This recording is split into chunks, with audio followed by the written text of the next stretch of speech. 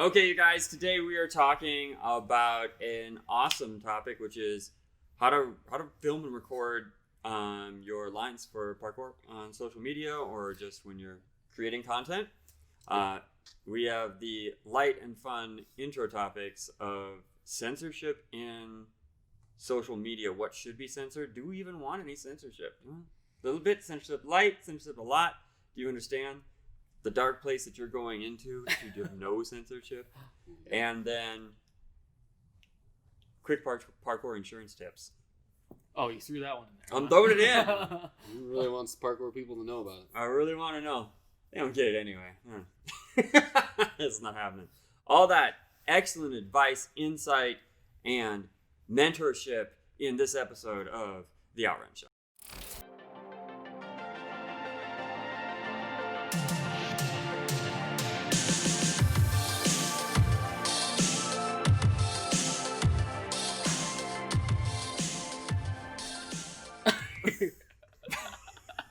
A silent intro. You like a silent intro? That was the first time we've ever done it without any sound effects.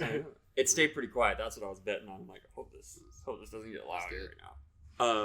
All right, so let's start. We'll go in reverse order. Knock out your insurance tips. Okay, knock out insurance tips. All right, so first of all, anybody who thinks that they don't need insurance, it's really a question of how painful you want it to be when something happens to you and you actually go to the hospital or need medical care. The people who are like, I eat granola and do back squats, I'm all good, It's not how it works. That's not really how it works. It's risk mitigation. It's also not why insurance exists. Right. What is who is it? Chris Rock said. Chris Rock said insurance is really just in case crap happens, but he used a different word. That's all it really is, and that's true. So I had cancer at 19. Was an athlete. Was otherwise healthy seemingly. It was genetic. Maybe some environmental trigger, maybe too many chicken nuggets or something one day, and just did it. Not everybody's built for chicken nuggets. Dude. Nope, you're gonna find out real quick. No one's built for chicken nuggets. That chicken nugget cancer. I don't care if they're labeled boneless chicken wings. All right, they're still not made for you to eat. Ooh, We'll talk about this later. Okay, we'll circle back on chicken nuggets as always. Okay, so real quick, my advice on that as someone who's been training for a long time and being, mildly injured and going through terrible illness is that you should probably have some sort of insurance. If you on the market you can get like basic, you won't go bankrupt or whatever insurance for like, $80 a month or something like that. But I think what people might be interested in is talking about the type of insurance that covers USPK.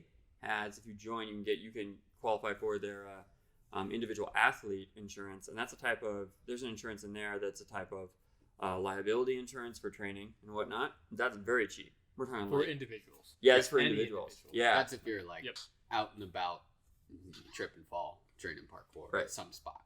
And I don't think this is not health insurance. This is liability insurance, right? So that's cool. You can do that. That's an easy way. That's like $7 or $14 or something like that.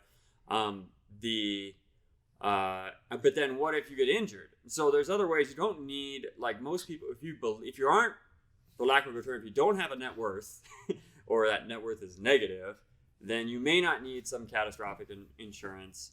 You can also get the accident insurance, and that pays out small monthly fee. Usually these plans are like $14 to $40 a month or something like that, and they pay out based off an injury. So if you go out and you're training in a park and you sprain your ankle, you think it might be broken, you want to continue to move for the rest of your life, so you want to take care of it right, you can go to the doctor and then file a claim with these types of insurance. These are called accident insurance policies, and they will pay you a fixed dollar amount. They have a rate sheet on there for the injury. So if you need an x-ray, they just have a flat coverage of $300 for x-ray. If you go and you find some chiropractor to do it for $50 or for free or whatever, you still file the claim, you get the $300. All right, that's the type of insurance that I think really everybody should have, unless they're on their like parents' insurance or something like that. And even then, you might have a high deductible or copay.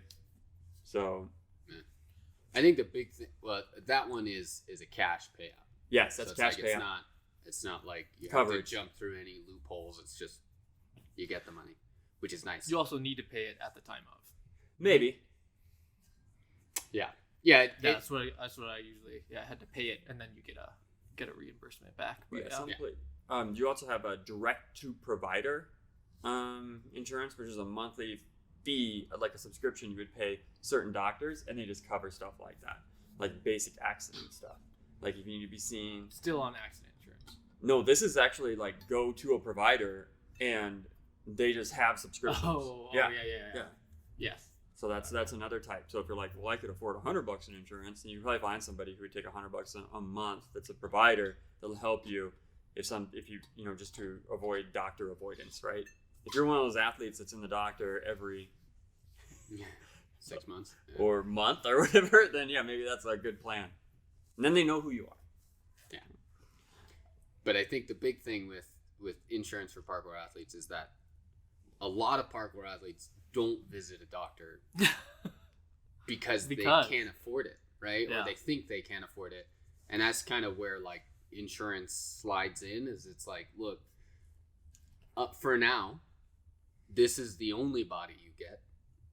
You don't get another one. Mm-hmm. So being like, oh, I think I might have broke my ankle. I'll just stay at home and watch Netflix for a couple of days and then I'll go yeet myself off a roof. Like that's not a viable long-term strategy. So insurance fills the gap so that you can actually take care of yourself so that you can be doing parkour longer, which is the goal. Yeah. And so that's very manageable. There's your solutions there. We're not insurance advisors, whatever disclaimer we need to make. This is what we do. We're not telling anybody to do anything. It's true. We're just making suggestions as people who have been in the industry for a long time. Yes. Make sure you always get along with your mom and stay on her health plan as long as possible. You get till 26. Youngins, 26. So hopefully you can keep things nice with your parents till 26. Anyways, on to more jovial topics by a marginal degree. Right. Some quick censorship on social media. So there's a lot of rage right now. Who's censoring social media? And I think there's two things that we should talk about. There's freedom of speech and freedom of reach, which is a recent topic.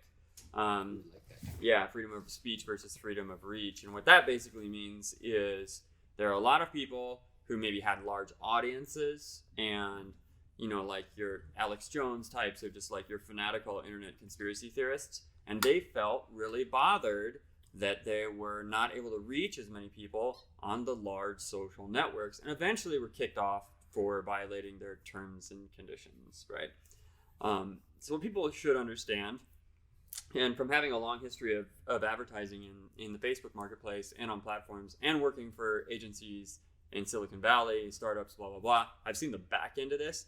And there's a lot more everyday people just getting the legs cut out right out from under them than someone as controversial as like an Alex Jones character. So Alex Jones is a fanatical conspiracy person on the internet. There's people who don't know about it are looking at it and saying, hey, I could see his topics are risque, but as freedom of speech goes, we should be able to say whatever and put it out there. But yeah, there's this whole background on the algorithm is it's not a chronological algorithm anymore. Mm-hmm. The algorithm picks based off what the interests of the platform are, meaning in their best interests. And that means that, it's really not the situation where there's perception that if you have a huge following and you put something out, everybody's going to see it. No. Especially if it's potentially divisive, right? Yeah. Like the last thing that a social media platform wants to do is split its demographics from everyone on the platform to a small margin of people, right? Like social media exists and thrives when it gets the diversest group of people that it can on that platform at the same time and catering to each of those. So if something that's super divisive or divisive, like, political content, and suddenly people start to align that social platform with that political ideology, they leave. Yeah, and that's the opposite of what that platform wants, right? So yeah, some of those things they're like, well, I'm not going to show Justin, or in my case, they're not going to show dog memes to me, because if I eventually associate Instagram with just a dog platform, I'm going to bounce because I'm not a dog guy, right? Right. And actually, you can tune pretty hard even your Facebook algorithm. If you just know that the majority of algorithms are biasing engagement so much, that just means like, comment, click. And buy. Engagement in the things that you like. Yeah. Right. It really doesn't matter what. If you're exploring someone else's ideas, you're going to get more of that, basically. Mm-hmm. So what you can do is you can actually communicate someone with the algorithm, especially on like Facebook, where it's just one of those like, don't engage, don't feed the trolls when it comes to a post that you don't want to see more of. And there's actually a more button where you can click and see less posts like this. They give you the option to deter it. I had mine tuned about 6 months ago before I was sucked into election stuff. So finally, that I remember showing it to a friend who was like, they were like, well, let me see your Facebook feed. And I'm like, oh, sure. I mean, if you want to really see what you've been clicking on, show somebody your Facebook feed or social media feed. And they looked at it, they was like, there's no news on here. There's not, it's just a bunch of people flipping on stuff and advice from like, entrepreneurs. And like, that was it. And I was like, yeah, that's why I'm not going crazy right now. Right. And sure enough, I think maybe just letting that person touch my phone, 2 weeks later, it's just, it's gone. I don't know. It was the proximity alert, right? Oh, goodness. Yep. Yeah, I stay away from any of the curated feeds that I like, because when I'm scrolling through those things, I know it's tracking how long I'm looking at the photo, which ones I opened, and there's times where I'll just click random things because I just hate it when things are trying to curate things for me, because there's the not interested option, and I've used that before, and sometimes it doesn't work. It almost gives it to me more when I say I'm not interested in it. Like, oh, you interacted. Yes. Oh. And and that's Instagram. That was the one I've had the worst time with. And of course, it's like hidden behind two, menus to get to not interested. TikTok, I think, is the one that I have to limit myself. TikTok is so easy to scroll forever on, and their interface is actually, I feel like it. I don't know where the menu changes, but it feels like it changes for me. I'm that old on TikTok. But TikTok is just because it's going one at a time, it can generate the image right next as you're swiping. It can give you something that you're to be spending like just another second on. Instagram is like the video, text, and gap, right? So you have almost a full screen moment where there's just text and just likes and comments before the next one comes in, unless you're on the explore feed, like watching reels or whatever it is. But yeah, TikTok's super engaging. It's super. So I TikTok is the one I had to limit quite a bit because it just it's too good. But and then again, if you spend too long on something where you're just curious about it, where I'm like, okay, let me listen to this, this conspiracy theory just 2 seconds longer than I should have, and now my whole page is listed with it, and to remove that from the feed is just such a task that so I just stay away from the For You pages on the social medias as much as I can, and stick to my home page, which is I can directly control by unfollowing and following people. And so those are for the main ones. That's Facebook, Instagram, and TikTok right now. But I feel like Reddit is my more favorite one because obviously Reddit has censorship. It's gotten, their subreddits have gotten deleted for promoting violence. But the best thing about Reddit that I like is that there's an upvote and a downvote system where the people choose what moves to the top, right? The majority of people in that community choose what gets seen and what gets put up at the top of the feed and what gets pushed all the way down. So if there is stuff that the majority of people know is fake or is indecent, it'll just get downvoted into the negatives, and it won't be, and you can just never see that. Yeah, because Facebook doesn't really have a downvote. No, none of the other features do. They have a like or nothing. Reaction. You just have these weird reactions. So, do you feel like that's a democratic way of handling this? That's what it feels like to me. Reddit is more democratic, and I've written a couple articles on that where that was their inspiration for that system of vote downvote. So I just think the categorization of the feed needs work. It's just like Reddit is such a hot mess on topics. I feel like you have to be in the know of your little subculture. Yeah, you have to know it exists in order to get into it. Yeah. Yeah, well, and you have to. They don't ever. they suggest some subreddits for you to follow, but they're always like very off the wall, and like if you're trying to find something very specific, like a parkour shoe Reddit, right? You'd have to search for that. Whereas the other social media platforms are going to do a better job of like, oh, this guy's into parkour. He might like the parkour, r/parkour shoes, right? But Reddit's not so good at that. So yeah, it can be like really hard to break in to find like these subreddits to follow to curate your feed so that you are seeing. Otherwise, you're just on the homepage, which is fun and silly, but is not at all catered to you. It's just catered towards the mass of people using Reddit at that time. So comparatively speaking, what degree of censorship do you think is that Reddit is displaying so I think the one thing we have to say is that if you're listening to this and you think you don't want censorship, you're wrong. I'm just going to go out and say it. You do want some censorship. Any teenage boy who's wandered into the dark alleys of the internet has realized, whoa, there are places on the internet you don't want. Web? Is that what you're talking about? I'm talking about the dark web. Web. Well, the dark web, we don't say that. I don't even know if I want that coming up in YouTube's like text search. Like, never been. Not interested. Not interested. So Where's the way that works is that there are servers that are like floating around out there in like Russia or something. And don't explain it. Yeah, Just let it it be. It was a joke. So What? I just wanted to sound ominous. Let it be. Anyways, point being is you do want censorship. Censorship! Because the reality is that there's a lot of stuff out there that's just off the wall. It can be off the wall in a good way, but it's more often than not off the wall in a very bad or weird way. And that's just the way it is. So you want some sort of basic layer of censorship to keep these sorts of topics or these sorts of images or these sorts of subjects away from what you are trying to view. Yeah, if anyone offers up to you, hey, I've got a platform, and don't worry, it's completely free speech. Like, we don't censor folks. They're either A, lying, or B, you don't want to be there. Yes.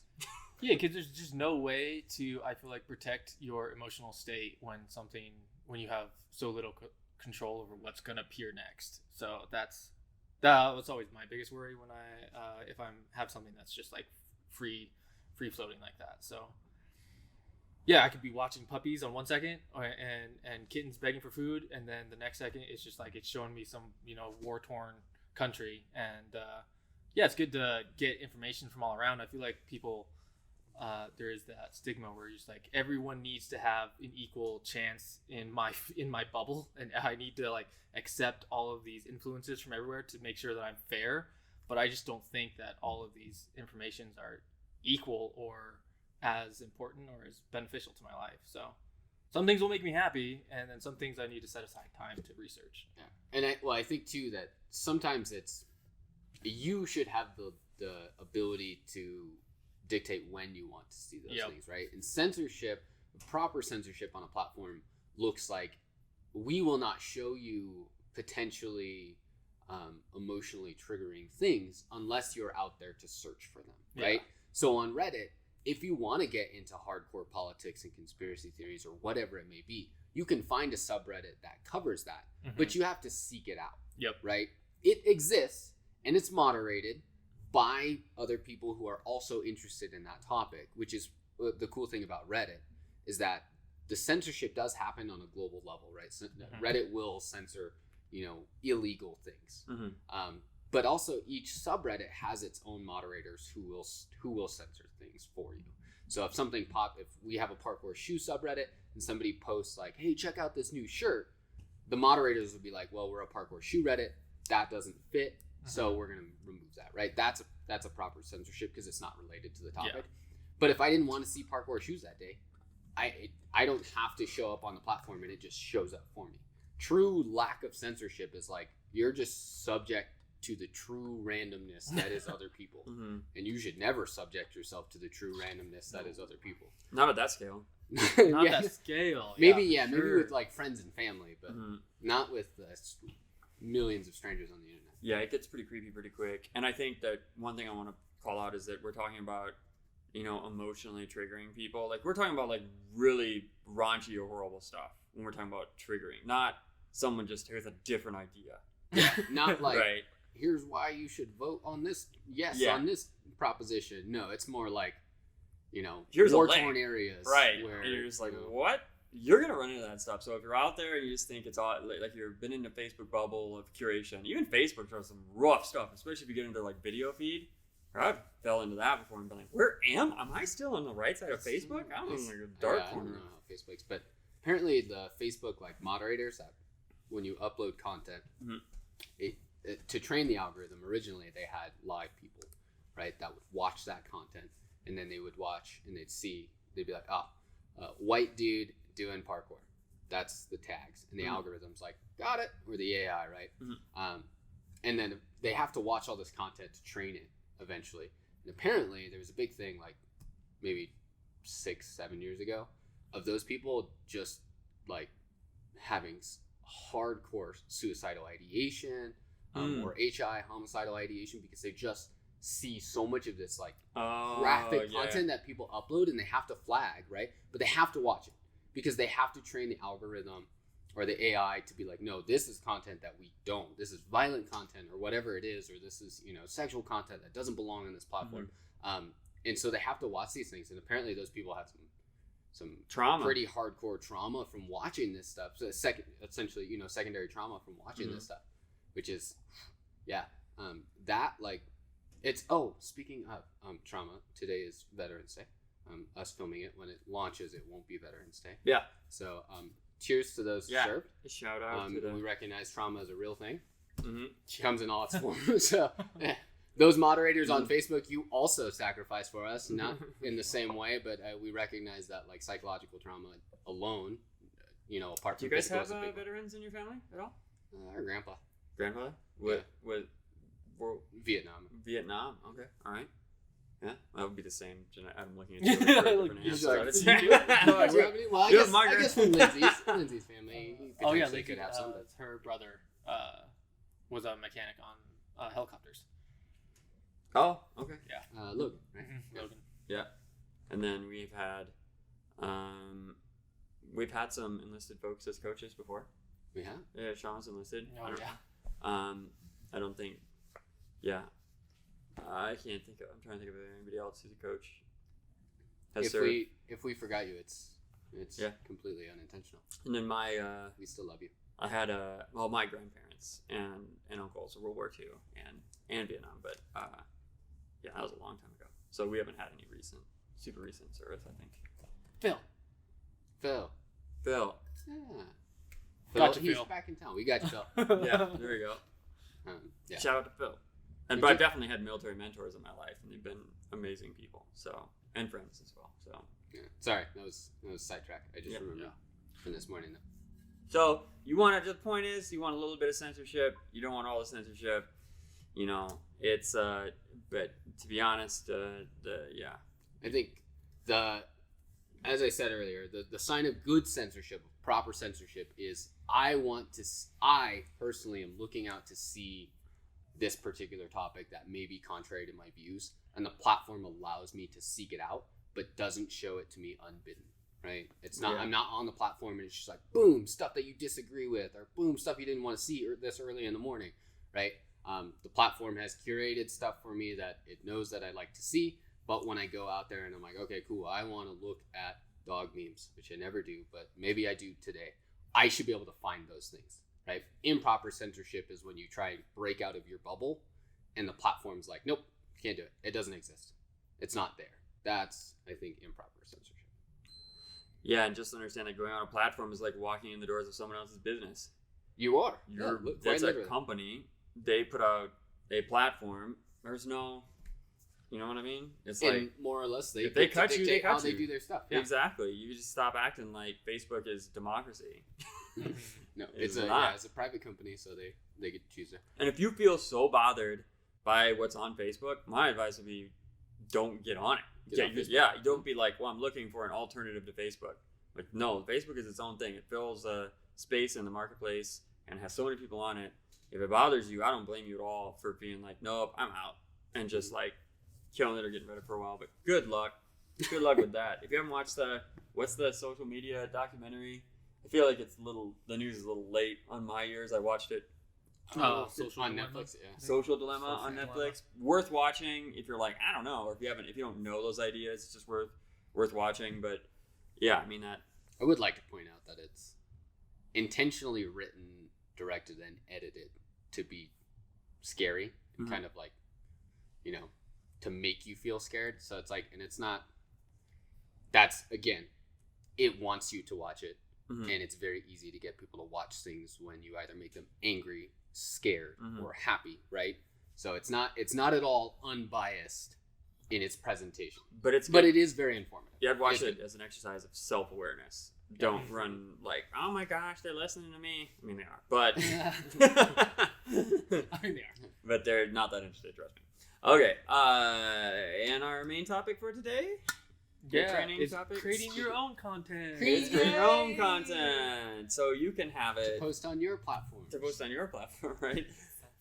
Exactly. Yeah, you can censor. You can do the work of censorship before you even post it by looking at your clips and being like, I don't like that, and not posting it. Oh yeah.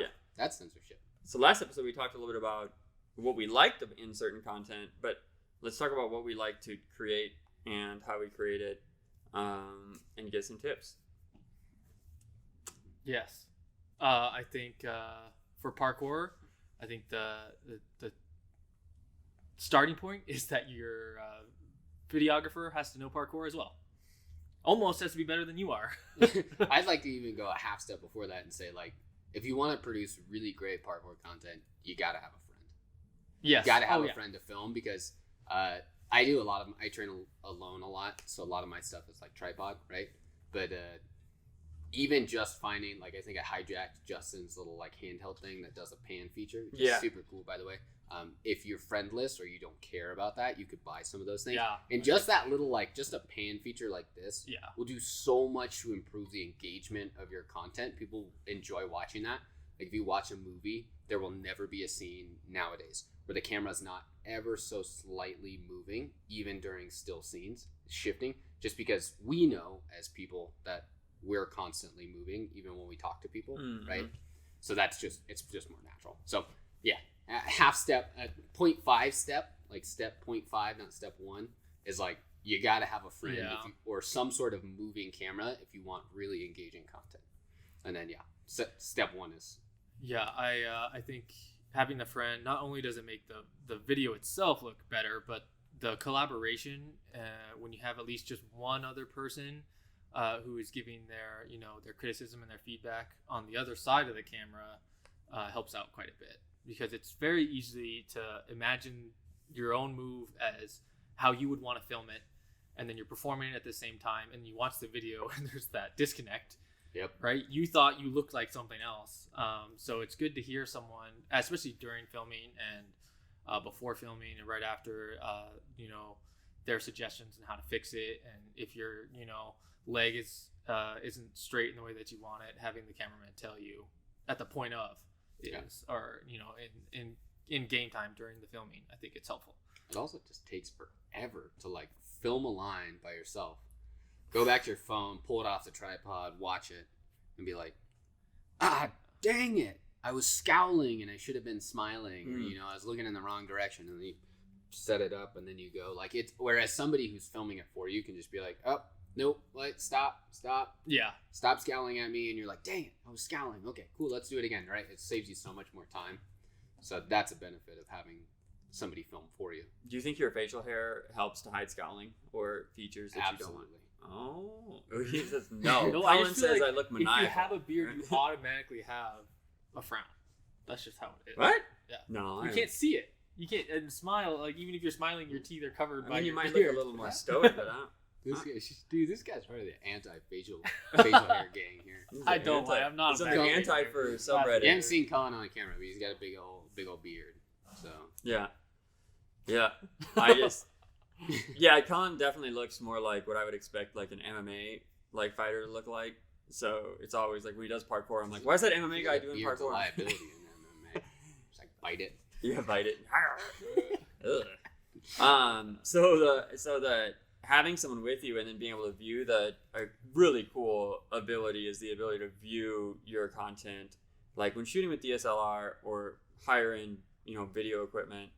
it's always a pain when you have to have a little monitor. If you can have a little monitor, it's good. Otherwise, it's really small. It's hard to see. So one of our coaches got a little monitor for a gimbal recently, and it made filming like, oh my gosh, so much better, because you go back and it's not two people trying to like, you know, block out the sun or the light, yeah. right, to see what's in the little monitor on the device, right, the viewfinder on the device.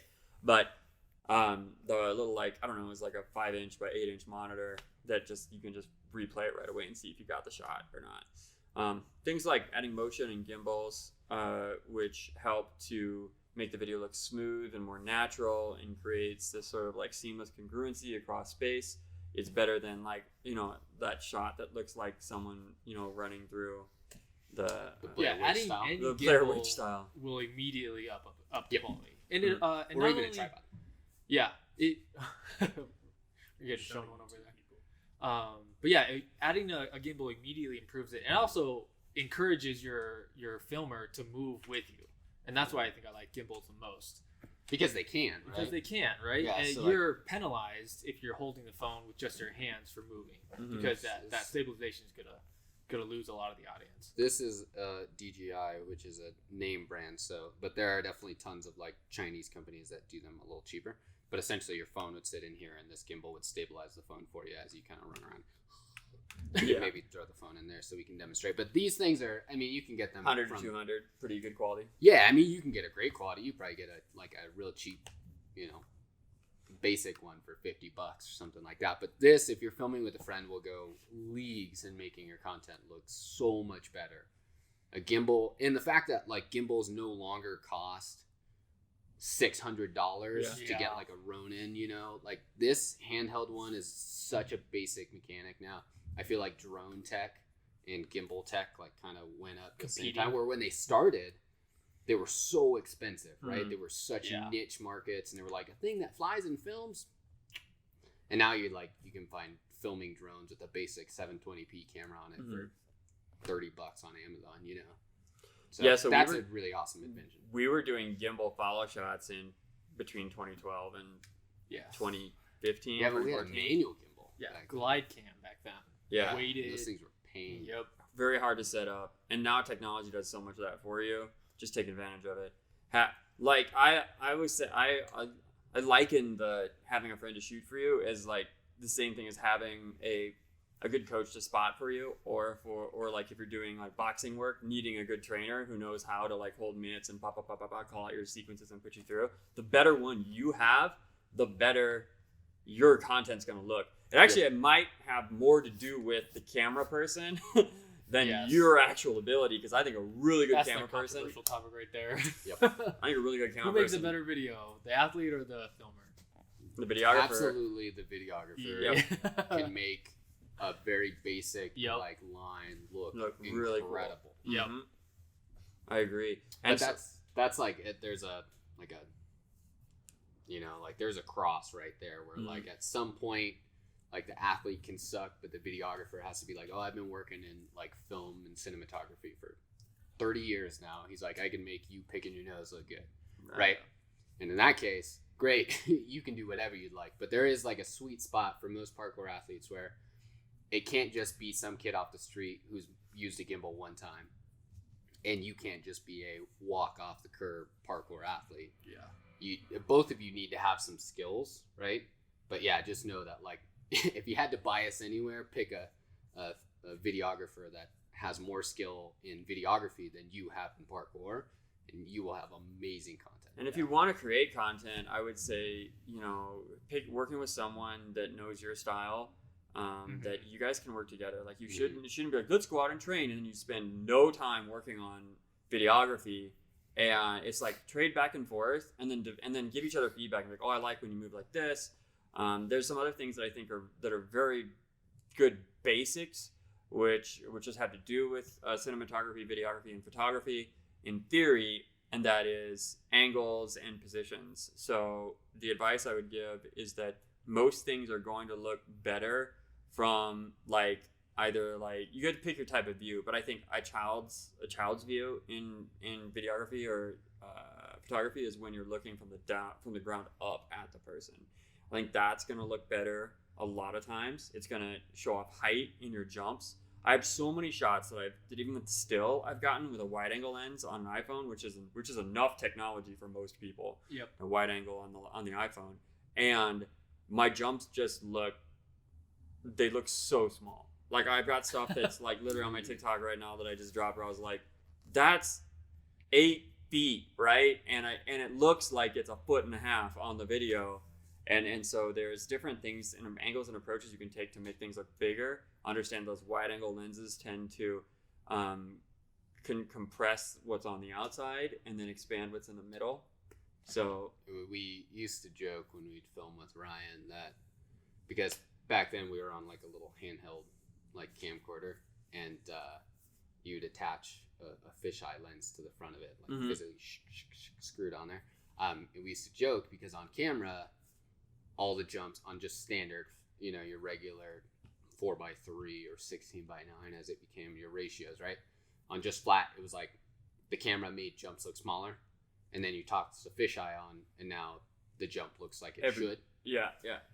Right? Yeah. If you're in the middle, that is, if you start moving towards the periphery. Yeah. But that would be a tip that I toss out too, is if you don't have a wide angle lens, get one. Yeah. That is an absolute game changer.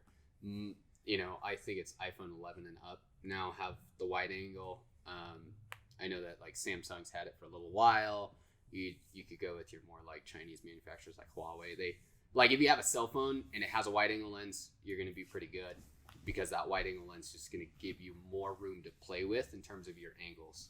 If you have just standard, and you can fit so much in. Like get if you're shooting with your cell phone, even if it's a decent phone, you're coming back so far. But that wide angle feature in those devices is allowing you to be essentially like 6 or 8 feet in front of you, which would be way too tight in the past, and actually get your full line in that. So that's a really good hack. The other one I want to talk about. We've got wide angle. We can go forever.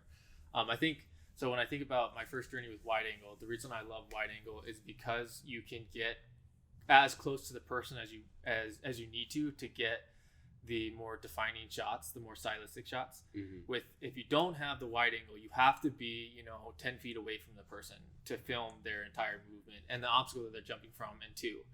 And when you do that, it's very easy to make jumps look small. And that's why I feel like a pro athlete can look like just a regular old beginner athlete if you're filming from far away and you're just using a typical lens.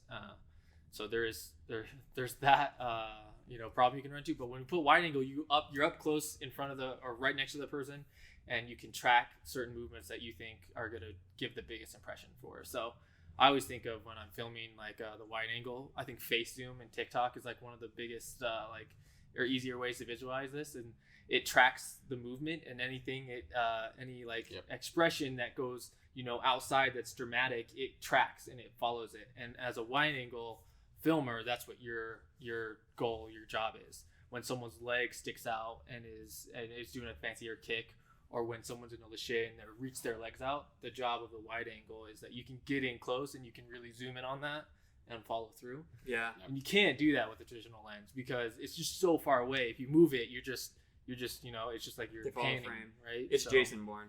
Yes, yeah. So wide angle lets you do that, and that's the coolest part. And when I think about the first time I found this out was when it's my very first parkour video. Jesse's filming it for me, and he gets so close that he kicks the camera, or I kick the camera out of his hands, and I think at that moment we realized how cool it is to have the action like almost reach through the camera and affect your viewing experience in that way. And ever since then, I feel like we've always been like just getting as close as we can to whoever we're filming, and it happens all the time. You always run into the person when you get that close, but there's just more I don't know, there's an exciting play between the cameraman and the athlete that's being filmed when it's when the relationship is that close. And there is that like element of trust. Like it is a skill. Again, it's just like holding mitts for people. Like you're getting really close to the punch, and you have to know. And that's why having somebody who's not just sort of staring at the camera oblivious.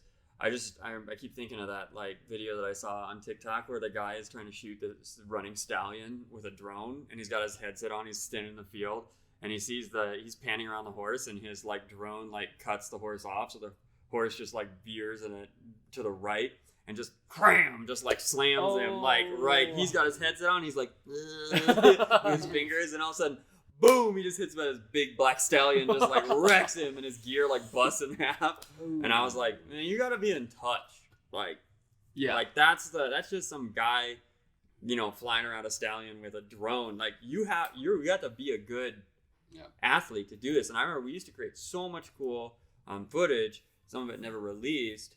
When even we're talking 8 years ago now. 6 to 8 years ago, where we would run behind with cameras and capture really amazing shots. Well, yeah, I think. A good example, Michael just posted online that Cullen and David ran, where the three of them are running from the garage doors across the gym. Yeah, Coach Michael. Mm-hmm. Yep. And Michael had posted that and had like tagged me because I had filmed it, and I totally forgot that I had filmed it.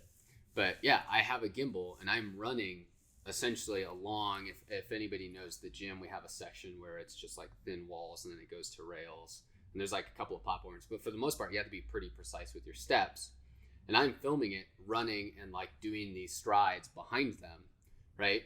And the fact that because I've done those strides 1,000 times, it makes no difference for me if I'm doing them with or without a gimbal.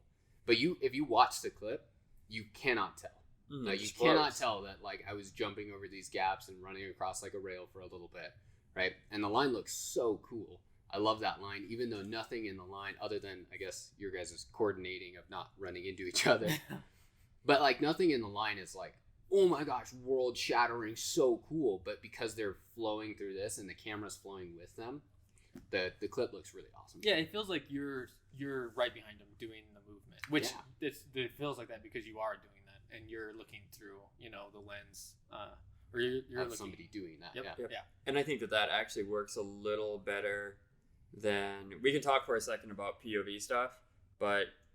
Before that, I want to say that I think positionally, it is better to figure that out, because a lot of gimbal follow just turns into gimbal chase, right? Yep. Like if you sometimes when I shoot, I need a direct path where I can sprint, because athletes are so fast. We were shooting online a couple months ago, and I was trying to stay ahead of the person, so I needed flat ground, and then to have my line carved out as the operator of the camera, and then know, okay, I kind of know where he is out of my periphery, so I'm just going to hold the camera at him, and then I have to run my line and pay attention so that I can get ahead of him, because I want to start out in front, I want to let him pass, and then I want to get back in front at the end of it, so you have to beat him because they're focusing on their line, right? Yeah.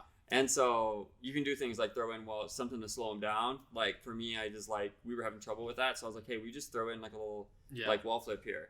And then that's going to give me enough time to get back in front of you while you're doing that technique. So boom, while he's landing and resetting, I'm like, just scampering in front to get in the front. It's a relationship, the athlete and the videographer. And when you're making a line for the athlete, you're making two lines. That's a really good way to put it. That's a good way to put it. The videographer has to have a line too. And I think really good videographers know instinctually what the view is of the lens, right? So they can hold the camera while focusing on their footwork. But for anybody that's not a professional videographer and has been doing it for decades, please watch the viewfinder, because nothing's more frustrating as an athlete as hitting a perfect line only to find that the videographer was so focused on his or her footwork that they cut you off. Because they're focused and they're doing this, right? And of course, we want them to be safe. I'm not saying sacrifice yourself, but you need to know your line well enough as a videographer to be able to do that while watching the viewfinder and just using your periphery to navigate that, up until some point where you've done it so many times that you're like, okay, cool. I know what the frame is, so I can run and just hold the camera here while I'm, running this way, and I know that person's in the clip. I think a lot of relationships have been broken. Oh yeah, I think as advice from an athlete, don't do something that you can't repeat if your cameraman makes a mistake. Yep. If you are doing something where it's like, I can only hit this 1 out of 10 times, you shouldn't be asking other people to film that for you in such a stressful environment. That's a tripod moment. Yep, that's a progressional video where you got 10 videos on Instagram, 9 of them are failures. Yeah. But if you have someone chasing you and they're putting a little bit of their health at risk, then it needs to be a line that you can do perfect 3 out of 3 times, so that because it's stressful being a cameraman. Like I've been the one where they're doing their perfect line and I miss the perfect shot, and it is a guilty feeling when you're like, they're never gonna do that moment again in their entire life, and I just missed it. Like I didn't capture. So this is a good idea to have just like the tripod running. So we did save that one time because Olaf did that gainer off the roof, which was 20-something feet onto the mat, and just Eric kind of knew he was doing something squirrely. You had the glide cam and started recording just shy, or it was dark and so he was out of the frame, or I can't remember what happened. Oh, I thought he was just jumping down, right? And so I dropped the camera to follow him, right? And he went up because he did a gainer. Yeah. And so I only captured the last 10% of that gainer. But you can see this video, by the way. It's Orbit Vibes. The Orbit Vibes video. But it doesn't look as good because it's not the glide. But I had my phone on wide angle running on tripod in the background, so it was still fully captured. Yep. With even you in it, and sometimes that's cool. So if you have the bandwidth for it, always just having a wide angle camera in the background shooting what's being shot. And we haven't shared a lot of that, but we started doing that when Michael and I were shooting a couple months ago, and some of that content never got out just because that's who we are. Sorry guys, we're focused on the gym right now. We just literally set the tripod up, hit record, and then recorded our lines because I thought it'd be cool to just splice in. Here's the run. You can see that the cameraman's involved, and then you see the full shot, right? Yep. Like that. And then if there's bails, you get those too. Because sometimes the cameraman bail is a pretty entertaining bail. Because it's always it's like the guy holding his beer while he's doing flips or falling into the pool. It's like he's like protect your camera. Oh, it reminds me of Justin had this. We had this clip on the security camera where he was walking to answer some question for with the laptop. With the laptop. Yeah, his laptop held drinks at a bar, right? Like a waiter reading his laptop, trips over a ground rail, does a little shoulder roll, and then just like a drink or a pizza just flips it underneath his arm and then just keeps on walking. Yeah, he's like, and you can see the parent in the background was just like, "Oh, X Games," right? So that would have been a great TikTok there. So so much fun. Yeah, partnering on that, it's super important to have some grace. Oh yeah. For your videographer, and as a videographer for your athlete, right? So as an athlete, know that your videographer is doing something that if done right goes on your feed pretty much forever. So they want to try and get it to look right. They're trying to get good angles. They're learning at the same time, right? And so if they cut you out of frame or they don't get an angle, let them know and be graceful if they're like, I don't think I can do that, right? Sometimes they get the line of somebody's jumping to a precision and you want to zoom in on the feet because they're landing on something super narrow, but then you want to zoom out immediately so that they can hit this big plyo that's right after. Sometimes your cameraman just literally can't move that fast, right? And that's where your really high-end DSLRs can, because you can zoom in and then zoom out without the cameraman having to physically be there. So just have some grace and be realistic about your videographer is not in a helicopter with a Red Bull budget. Right. So sometimes they just can't get those angles, and you guys work together to find something. And as a videographer, please be graceful of your athlete, because they're gonna probably maybe 3 times ever have I thought of a line and then hit it in the first 3 attempts, right? Where I was like, that's good. As a videographer, know that your athlete's gonna have to do it 5 times, and they're gonna mess up in there, and it's gonna feel kind of boring sometimes, and they're gonna walk through, and just be patient because it's a lot of effort. They're trying to film something that most likely is their 80% output. So 80% output 5 times in a row is a lot of work that they're doing, especially if the line is 20 to 30 seconds long. Whew. Man, you don't be doing 20 to 30 second long lines. unless your rapport with your videographer is quite high. That's a great mistake that I want to talk about, because when you go and you want to film a line, if you can be a videographer who respects the time of others, then that's really good too. Because sometimes you need to be a bit of a producer and director, or director rather. Where you need to come in and you say, hey, all right, you guys, everybody's coming in. We got 3 people. I need a line from you in 10 minutes. People don't like this, but if we're trying to actually produce content, it's got to happen this way. Yep. And it may take them a half an hour, but because you said 10, they were crunching a little bit more, right? And so to get the content out, otherwise you'll find yourself, and this is fine sometimes too, is coming in and working with 3 people and maybe getting 1 line out of it at best, and you spend 3 hours and you give up. It's just not a cadence that is productive. And as you get older, you get more worried about that. When I first started training with you guys, every time I went out, I was like, I want content. And you guys are like, that's not how it happens. Yeah. Don't force it. I'm like, I have a child. I don't. Yep. Yeah. I understand that now, because before there was a really big debate amongst the Apex Pro team where it was like a lot of us just wanted to train and have a good time, and then Ryan was like, no, we need content, and there was always this like fight where it was like, I feel pressured every time I'm with you guys to make something incredibly impressive, and I can't do that, every week and go as big, because I mean we're all going so big. We were always trying to do something that outperformed the last week, right? So that gets very stressful. So yeah. But then I just feel like that when your standards are that high, your expectations are that high, it gets very, very frustrating. I think that's where Jesse and I might have been coming from. Whereas you're just like, I just need to capture this moment. Yeah, I was coming up on like 30 or had just turned 30, and I was like, I just want proof this happened. Yeah. Right? Like, that's really what I wanted at that moment, was like, hey, let's just make sure if something happens, I want to know that I did something. And I think that for me, everything I was doing, even at that age, and even now I feel a little more controlled. I felt like a big enough risk that I wouldn't, for safety reasons, maybe want to try it again. And so I felt like I wanted more recorded and captured. I think that if you are someone, this is a great point that I think people should soak up.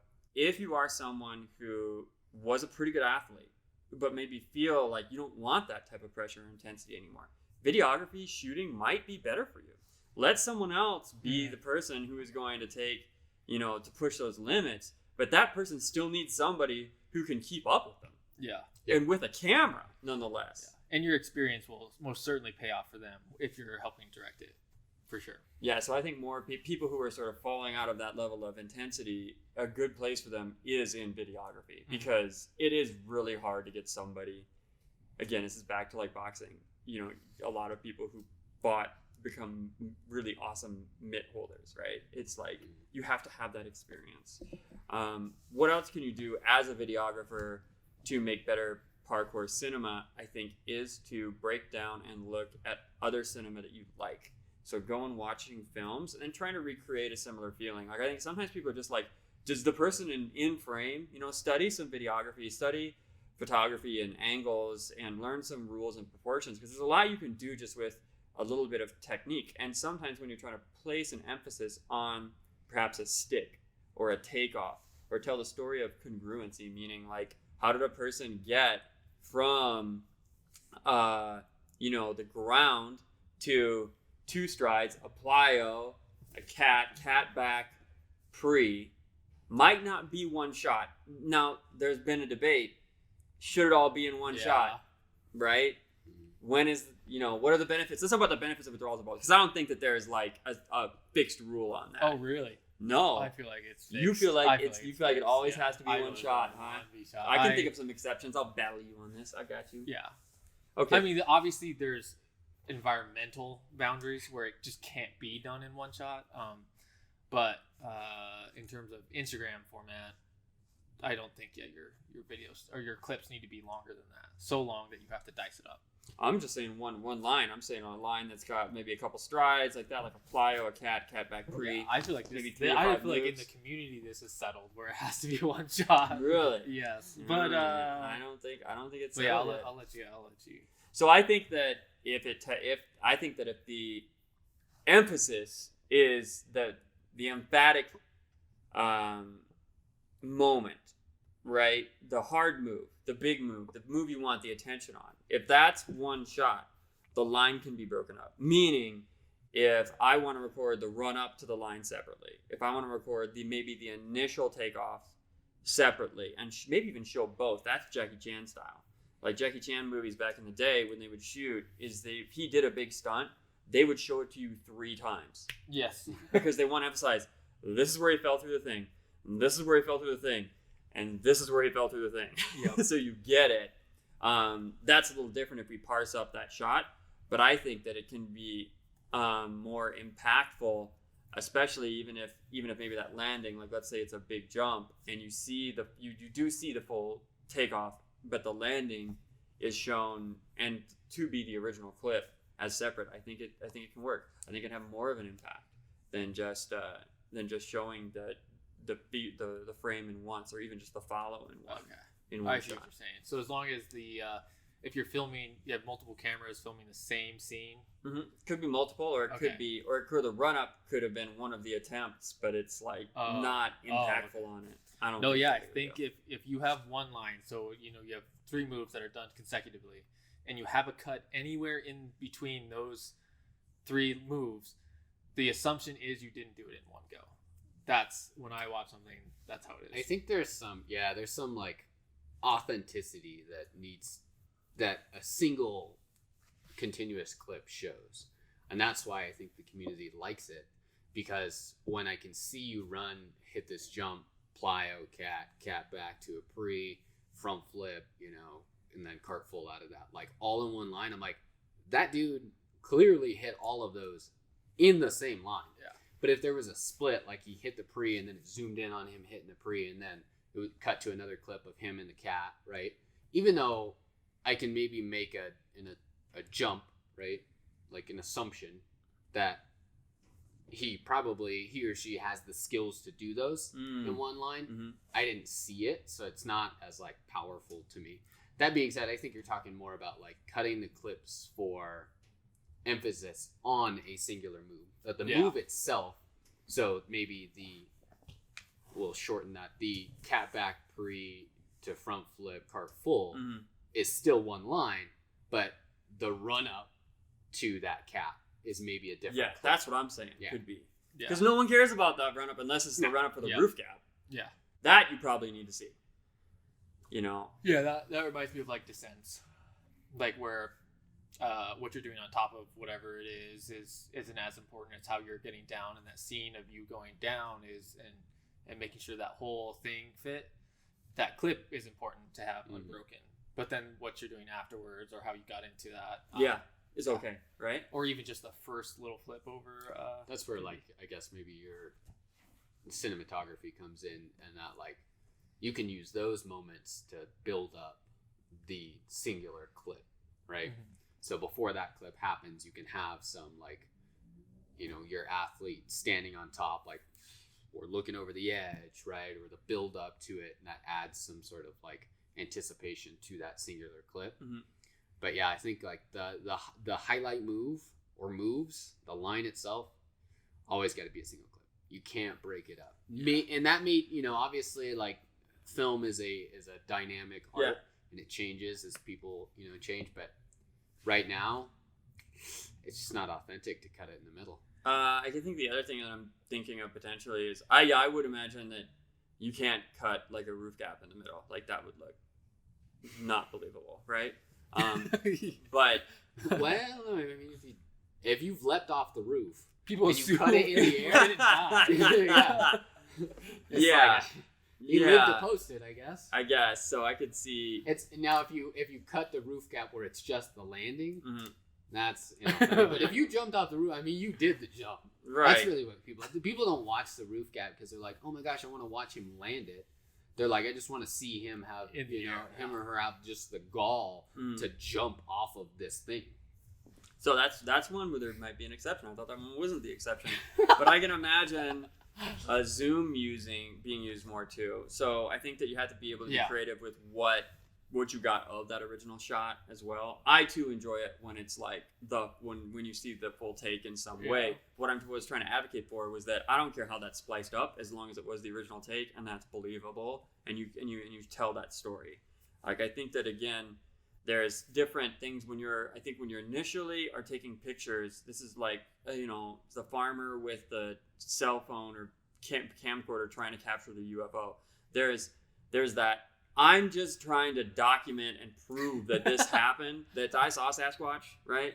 And I don't care what happens later and what the people have to do to this video to try and prove that it was real. And then there's, I'm trying to create an impression. There's the art of videography there. And I think that's where parkour can really stand out, because you can take a lot of, you can tell the story and try and capture the feeling of what it was like to be there in that moment. It's very hard. I think just singularly, there's a few moments that I've captured on my phone, just like quick drop, right, and record, that have been like that. I have Nate Weston's win in 2015 or whatever, NAPC from ground level at like when everyone just loses it in the crowd. I think that may be one of the few sort of like handheld shots that I would keep and use later on, because you're sort of getting pushed around and you can see that there's energy there. Like, even though that final move or that call was captured, then you have both that moment and the reaction, and it feels very gritty and real. Those are some of the exceptions as to where I think it's fine just to pull out the camera and record it. However, right? Yep. Yeah, I think that's another good tip, is that there are moments where it's always better to err on the side of having it recorded, yes, crappy or not, yes, than it is to try and spend the effort getting it so perfect and being like, oh, well, I can't film that because I don't have the gimbal, or I don't want to go through the effort of setting up the tripod and getting all these things, right? You'd be like, fine, then just have somebody just hold the freaking phone, or prop it up against a rock or something like that, right? But sometimes just getting the clip matters. And don't get so hung up on it having to always be this big production thing every time you do something. Sometimes it's okay to just whip it out and film. And as oftentimes it just won't get filmed if your standard is so high. It's true, yeah. And because you'll be like, I'm not gonna do that right now, or I'll wait till somebody comes by, or that person's not in the mood, or that person's not available, and then you forget about it, or you have a job and kids and whatever, right? Life happens, so sometimes it's better. Don't miss it. Just don't miss it. I see that with people trying to record the perfect shot. They're trying to do the edit with the shot. Oh, yeah. I'm just like, dude, I'm like, post-production. Whenever first time someone records for me, no matter what they're doing, within the first couple conversations, I will have to say to them, you leave 3 seconds before and 3 seconds after for B-roll. If you think I'm done, wait 3 seconds. Because I can't tell how many times I've missed cool stuff because somebody thought I was done and I finished it and I had the impulse to do something different that would have made that line better and lost it because somebody was trigger fingered. Is that err on the side of over recording than under recording. It's super frustrating to be like, all right, I'm gonna do this line, I'm gonna run and hit this jump, and they're like, okay, and then as soon as you like start running and you hit the jump, they hit record like at the jump, so when you watch the clip, you're like already in the air and you're like, what? Or I land something and then they hit stop. And you're like, no, like, especially like it's the worst when you land something. The people around you are like, oh, there's right. And you're like, because you stuck it way better than you thought you would have or whatever. And so you jump, right? And those moments before and after the line are where you as an athlete get to engage with the audience on the clip, right? That's where they get to know Justin the person, as opposed to just, they see the movements and they see Justin the athlete. Mm-hmm. But before and after the B-roll is where they get to know Justin the person, right? How does Justin start his lines? Maybe he's up there and he's like, and this is like such a raw moment that nobody sees, and he's just like got his eyes closed. He's like running through the line. He's like, oh, yeah. And the videographer's like, I'm gonna record. And then he hits this super dope line, and then afterwards he goes right back to dancing. Right? People are like, oh, that's hilarious. Like, that's awesome. This awesome athlete's like also like just playing around and having fun and being goofy, or maybe Justin's super serious. And he's like,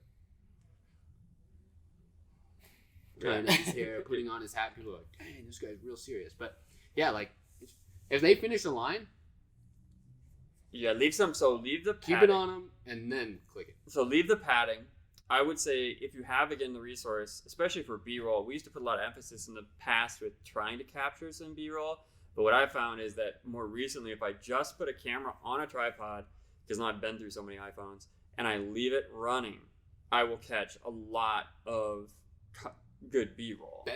Better B-roll, because it's not, you can't force those moments sometimes, and the camera just happened to have been rolling, and that's good. So I'd say if you're worried about B-roll, another thing is don't force B-roll. it's really Tacky. yeah, it comes across as really like trying too hard and being inauthentic when you're trying to force goofy moments. If you gotta let it flow, and just if it is happening, then whip the camera out, because lots of times it's a mood and the mood just rises up, and then that's when you just turn the camera on, and then so sometimes the cameraman gets excited and they're getting involved in it and they didn't hit record, right? And so you miss opportunities there. That can happen. But I think that if you're trying to get B-roll, which is the non-essential cuts and edits, but tends to represent better the mood of training, tips for that. Tips for B-roll. What you got? Because people love B-roll. I've seen some videos that are literally just B-roll. Yeah. And people release that stuff. Yeah. Well, I think I'll start off with my least favorite B-roll. And I've always I feel like this suggestion's always been given to me after I've completed a line, and it's to run out of the frame of the camera. I think that's the lamest B-roll you could possibly have. And I feel like when we started filming in parkour, there was always this like concept that you had to be running from your one line, even though you may have filmed something in Denver, and then the next thing in Fort Collins, you had to make it look like you ran all the way there to the next line. Like this continuity of right. Like, you always had to be running, movement. like just constantly, and I hated that. It always felt so corny, and it felt very uncreative and unoriginal. And so that type of B-roll, if you wanted to make it look like you're just running around your whole city and you're just jumping from one campus to the other and you've ran the entire thing, I think that B-roll needs to die. Yeah, it's like, I think it's a good attempt at telling a story, but it feels like one of those things that people expect you to do in parkour. Yeah. Also, you don't have to flip out of everything. Oh yeah, we talked about flips. They're adjectives. They're not punctuation. They can be punctuation sometimes, like exclamation, right? Like people do their whole line. And then they're here, and then they're here, and then they're doing that, and then they front flip, and that's the end of the line. Or they do like some big like one of the, like a triple ABC or something like that at the end of their line, right? And it's like, yo, you could have put that in the middle, and it would have been cooler. Because what's really cool is, can somebody do these moves with other stuff added to the front and the back of them? That's true mastery, right? Like if you give me enough time, I could absolutely hit a cart dub on the spring floor. But it's not that cool unless I'm like jumping down, I do some other stuff, I do some stylistic move, and then I do that, and then after I land it, I go right into another move. That's cool, right? And it highlights that movement more than just a singular clip of me grinding on it. I think that there's got to be more storytelling. My rule has just been you just need punctuation. So you're on the other side of that. You can have a short sentence, and that's a combo, but your period is something that is maybe an exclamation mark where it's a double.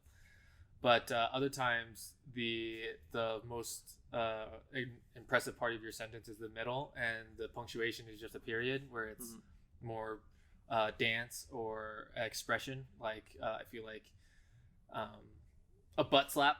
Maybe that's a question mark. A butt slap at the end of your line. Yeah. But I feel like you need a punctuation. You need it to be like, okay, he's done. He has said his statement, right? Or he's asked his question. So I think it can be a flip, and oftentimes I'll use flips a lot, and I feel like those are exclamations, and where I feel like the line is building up to that. But I do think it takes a more creative person to end with a period, with a more subtle and still feel like it was strong style. Yeah, they're subtle. Watching it and they're like, "Oh, what's going on here? Oh, wow!" And in the end, they're like, And then, I think the punctuation is, especially when it's subtle with style, it just makes the whole line feel like it has more personality to it than power and impressive, atmosphere. Can I use artisanal again? Yes. Artisan. I still want to go back to artisanal. But yeah, I think if you're talking about wells. Yeah, I think it's a metaphor. We're talking about parkour from a well. Yeah, you can use. I think it's very appropriate for you to use artisanal. So and also when I would see people running in the, when I see people running in lines, there's somebody outside with a forklift just like tearing up the street, just honking. I can't wait to move. Can't wait for the new gym. You ever have soundproof in the new gym for the studio? So if you guys are always like, oh, those background noises killing me. These guys sound like they're talking in a can of soup with, 2 people. We drum are. It's corps because outside. we are talking in a can of soup or Yeah. a steel building It with is exactly metal what it is. manufacturers on the other side. I would Anyways. always watch those like people running out of parkour lines, and I'd just be like, where are they going? I know. Why are you running? Because there's And it's nothing like full that- speed. It's Yeah. sprint. It's like, awkward. man, and then It's oh, awkward. man. It's awkward because very, very few people do their actual parkour line at full speed, right? Yeah. So they. I just Right? feel like And then you're just like, wait, that's slow it down, and that's It's And just not. It doesn't yeah. feel real. Also, to me, I'm like, I know that you didn't run out of that to go do something else cool, or you would have filmed that. I just feel I like know that you finished that line, and you were like, I'm done. I think There's, it's all it's kinds of- Ninja. It's like Ninja. It was a Ninja Gaiden, right? Yes. Isn't that- It's Yeah. like everybody is like. I just feel like early on they're like, I'm doing a parkour video, so everything's gonna be like. And if I don't have that cadence, and I'm just Yeah. like running through the video like a 2-dimensional video game, then I'm not doing what I'm supposed to be doing. It's like that's understanding cadence and going from slow to fast to slow to fast, and understanding contrast. And I think that in one other big lesson that I would say is that use contrast to make a point. Mm-hmm. And contrast means sometimes things are slow and then they get loud. This is why you can never, if you ever have a kid, you're trying to watch a movie when you're not supposed to be at home with your parents, you can never figure the volume out when you're watching movies on your TV. You'll be like, I just turned the volume down, and now nothing seemingly crazy is happening, but all of a sudden the volume jumped, and now it's twice what it was before for whatever reason, because they're trying to make a point and they're trying to create build, and there's contrast. And out of nowhere, it's just louder, right? That's why you need that. Yeah, draws attention. It draws attention. Mostly in terms of movie, that annoys me. I hate that. I'm just Yeah. kidding. I'm like, let TVs me set now the have volume to at the reduce same level. loud noises. Oh, yeah. that's Apple a good TV's got feature. that. Oh, Apple TV has that. Wow, that's Ooh. really sad that we had to do a software patch for that Yeah. instead of just Bug people not feature. being douchebags when they make the clip. They're like, they know it works. There's one guy in the back end post who's just like, nope, that's how we do it. I'm like, dude, just turn. Nope. You gotta do it. He's like, at this scene, like when the explosion happens, they're just gonna turn the volume down, right? Yep, this is how we do it. We're in the That's how we do it. theater, but we put this one on film and this one on video, Yeah. right? It's like there's two mediums. Yeah. Oh my gosh. Which is probably a point that we could cover too.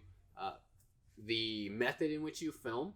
So, for example, I'm in love and I'm a big proponent, and I'll Yep. even put money out there that your standard 16:9 video is going to, for most parkour content, is going to be gone unless it's high production quality edits that are going, longer length film on YouTube. Otherwise, vertical videos in. Full screen video matters. It's so much more engaging than the little box that covers the middle of your phone, because 90% of your viewers are going to be on mobile. So filming in full screen video, I think this is just me.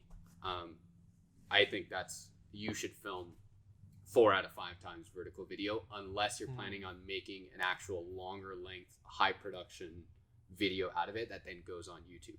And even then, you should make a secondary edit that's vertical full screen video to post on TikTok or Instagram, Reels, or even Instagram TV. Mhm. I think there's a lot of content producers that I follow that the video starts like this, and then the actual speaker. Now I'm giving tips that I want us to use. Dang it. But That's anyways, fine. Trust me, you give all the best advice in the world, no one's going to take it. and then the speaker in there tells you turn your phone, or there's some sort of animation that's like turn your phone.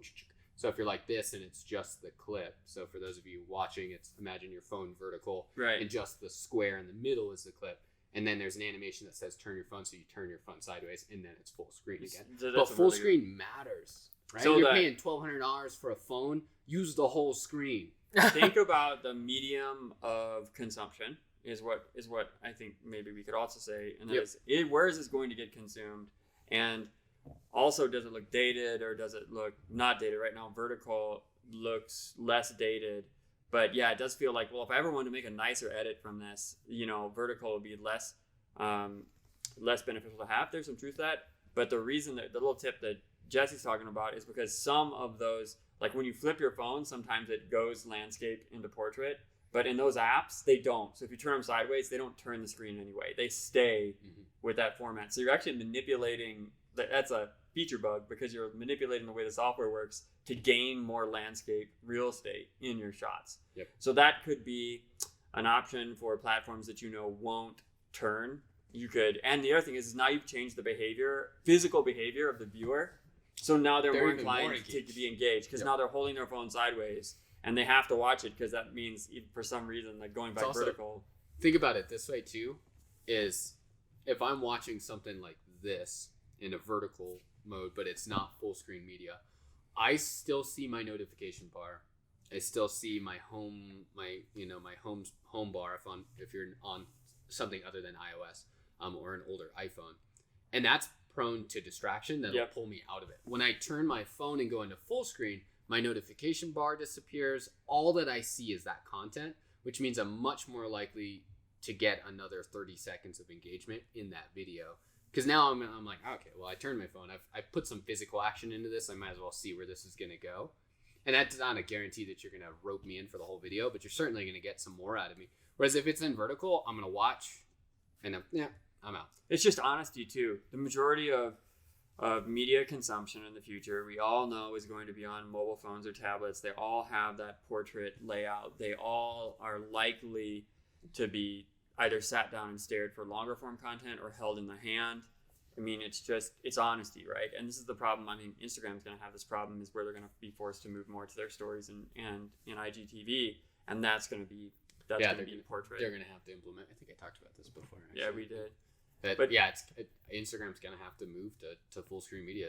That's the end game for them right now. The other thing you can do is you have free of charge Instagram. Is you can the other thing you can do is maybe leave some padding in on your landscape, so your letterbox shape video. Leave some extra room on the sides in case you have to cut to vertical. Yep. You could go for that too, but I still think that's really hard. And then if you're publishing content, use the black space on either end. You can sometimes salvage the video that way. I shoot sometimes that way, and but I'm with you. I can make the pack. I can say not casual content forevermore. Jesse I will shoot vertical. Oh, I think that'll be until the phones get a projector for widescreen. Ooh. Or some other sort of. Yeah. Just saw a concept where the phone flips, and so. That's not gonna work, dude. That's gonna break. The phone itself, like an arm comes out. Yeah, I'm sure eventually that we'll go through a trend, but I like the vertical because it does feel like it's like when it gets to the edge of the screen, it makes you feel like you are closer to what you are watching. Yep. And it feels like you are more, like that virtual reality effect.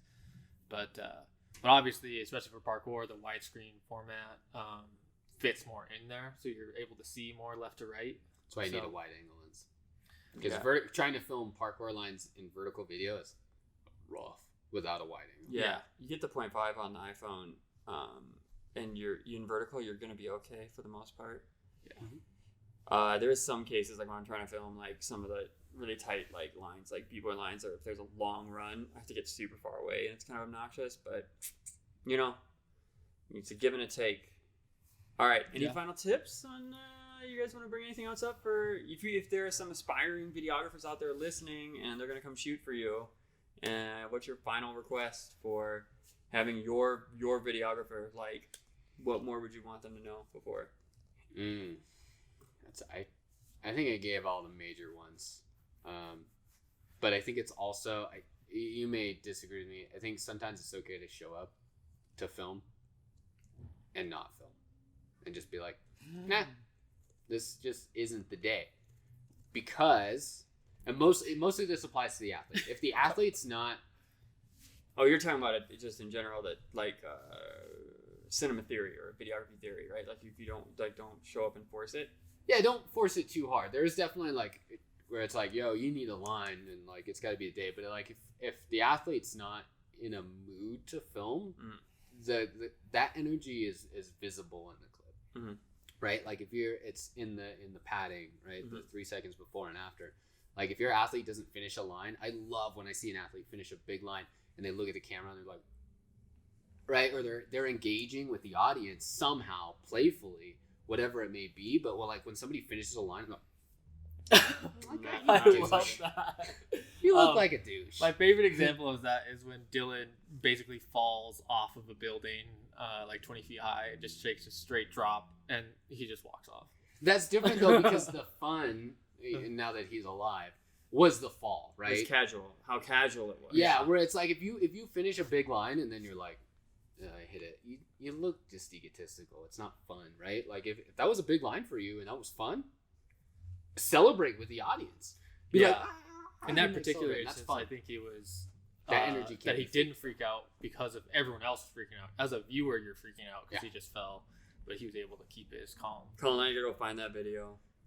It's just it's amazing, but not like it was. It wasn't 20 stories. It's 20 feet. 20 feet. 20 feet-ish. Yeah, that's what we looked at.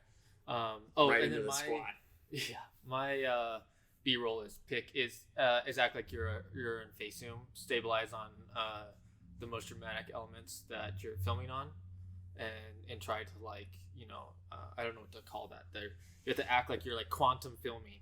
You're attached to that leg or that body part for that half a second, right? Where you're swinging, so you're following the hips as someone's swinging, or you're doing a front flip and you're flashing out, so you zoom up on the foot that's sticking out. Stabilize on dramatic elements, and get as close as you can. It usually makes them. Yeah, I'm gonna drop one on TikTok. I think today for the gym that was Jesse and Olaf just doing some basic, like a single arm brachiation, and they found a nice figure 8 pattern around the bar set. Yeah, it was fun. And I was playing with just angles and whatnot. I may have done too much of that because it's almost I follow like the hip just continuously through the brachiation, and I think that if you didn't, that accentuates the sort of cursive movement where you're moving up and there's loops. If you just hold it and then let people just swing like that, it's just not what you would imagine it would feel like to be doing that movement. Yeah. And I think that's so my advice is try and make it, if you're that good, try to make the viewer feel what it feels like to do the movement. Yeah.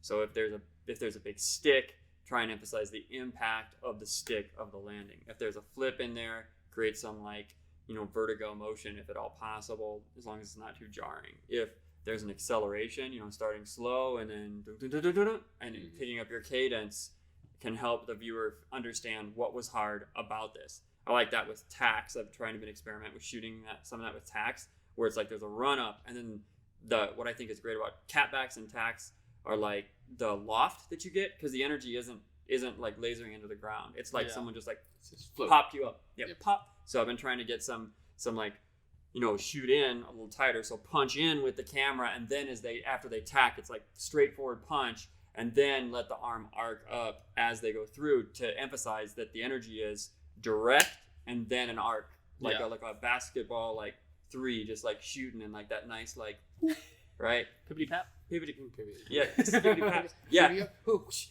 For skibbity paps, I think you'd want like that, like left, right, left or something, right? Like if someone's doing tacks, you might have skibbity tacks. Skip, tap, tap. Left, right, right? You might have a left, right, left motion there. Yeah. But just think about that when you do it. Like, what does it feel like to be another reason why you need an athlete shooting. Yep. Because they get it. Other people are like, well, what's happening there? Well, you jumped. That was cool. Like, an athlete's going to get that was the scary part, even though it's subtle, right? That's true. And then what? I was going to explain the inside joke that Travis often uses. Skibbity paps. What are those called? Onomatopoeias? Yeah, there we go. Yeah. Onomatopoeias. To explain subjects that he doesn't quite have the words for. Right. So he'd be like, so we were like doing that thing, and we were like, I'm like, typing? Yep, that's the one.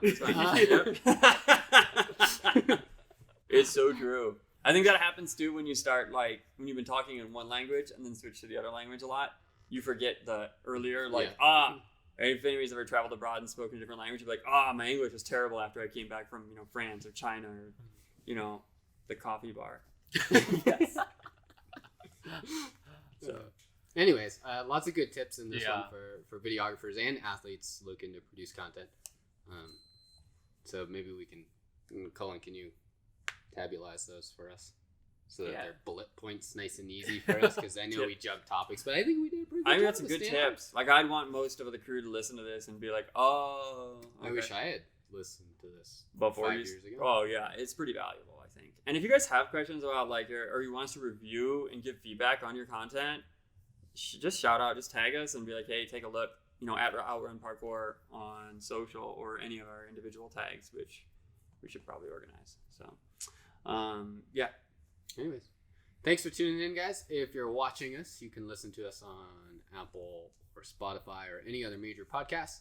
If you're listening to us, you can watch us on YouTube and Facebook, right? Facebook now, yeah. We put some content on Facebook. We're on Facebook too. So you can watch our pretty faces, and you can also see Travis's gesticulations as he makes his sounds. His sounds. So usually there's thanks for tuning in, guys. We'll catch you next time. All right, bye.